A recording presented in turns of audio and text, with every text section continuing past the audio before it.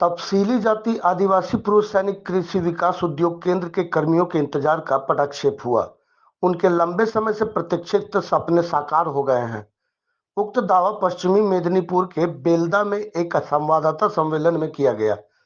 दावा किया गया कि उक्त संगठन से जुड़े लगभग 10,000 कर्मचारी जो लंबे समय से संगठन से जुड़े हुए हैं, उनके कारण ही उक्त परिणाम का परिणाम मिला है।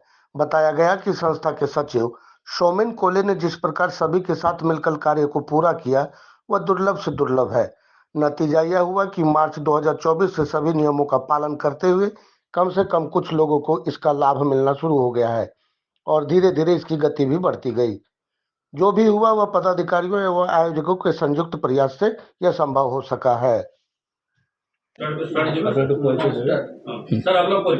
जय श्री शंभू, नमस्कार। मैं सोमेन कोले हूँ, सचिव तफसील जाति आदिवासी प्राक्तन सैनिक कृषि विकास शिल्प केंद्र का। हमारा ऑर्गेनाइजेशन पूरा पश्चिम बंगाल में हर डिस्ट्रिक्ट में काम करता है। हमारा आज जो विशेष वार्ता देना था कि हमारा ऑर्गेनाइजेशन पश्चिम बंगाल छोड़ के ओडिशा में ही काम करने जा रहा है जल्दी ही।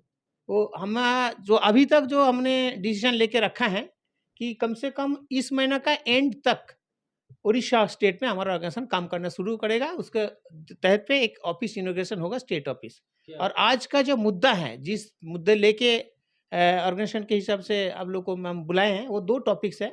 एक है हमारा ऑर्गेनाइजेशन का साथ जो 10,000 वॉलंटियर्स जुड़े हुए हैं, उनमें से कहीं सालों से जुड़े हुए था, तो उसको फिनेंशियली सपोर्ट जिसको कहते हैं, आर्थिक रूप से उसको सुविधा देना, वो ऑलरेडी 2024 का मार्च महीने से शुरू हो चुका है। मार्च से ज़्यादा अप्रैल में मिला, अप्रैल से ज़्यादा मई महीने में मिला, मई से ज़्यादा जून महीने में मिला। तो जो जो एक्टिव रूप में काम कर रहा, 10,000 में जो जो एक्टिव रूप में काम कर रहा, उनमें से ज़्यादा मैं कोशिश करूँगा 100% तक सितंबर महीना 2024 तक उसको ये लाभान्वित करने के लिए। ये पहला मुद्दा है। सेकंड जो मुद्दा है, जो हमारा ऑर्गेनाइजेशन के तहत पे गवर्नमेंट ऑफ इंडिया का जो एनएसडीसी का जो फिशरीज का ट्रेनिंग हो रहा, उसमें हर एक बैच में 20-20 पूरा देश को लेके ट्रेनिंग होता है 1 महीने के लिए। तो उसमें हमारा जो पहला ट्रेनिंग हमारा ऑर्गेनाइजेशन से किया था, पहला बैच जो शुरू हुआ था 22 अप्रैल 2024 में, उसमें हमारा ऑर्गेनाइजेशन का 10 स्टाफ को भेजा गया था, जो 22 अप्रैल से लेकर 17 मई तक हुआ था। उसके बाद जो सेकेंड बैच हमारा ऑर्गेनाइजेशन की ओर से गए थे, वो 2 जून से शुरू हुआ था और एंड हुआ था 28 जून। उसके बाद थर्ड बैच जल्दी शुरू हो जाएगा। मेरा पास उम्मीद है कि कल से परसों तक थर्ड बैच का डेट आ जाएगा।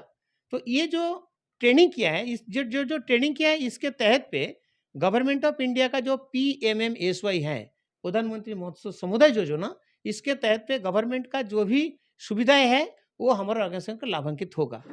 तो इसके तहत पे क्या होगा, हमारा ऑर्गेनाइजेशन का भी फिनेंशियली स्ट्रांग होगा और जिन जिन एरिया में ये ऑर्गेनाइजेशन के माध्यम से ये प्रोजेक्ट चालू होगा, वहाँ पे क्या होगा, बहुत सारी ऑर्गेनाइजेशन का स्टाफ छोड़ के भी बहुत सारे आदमी को रोजगार मिलेगा।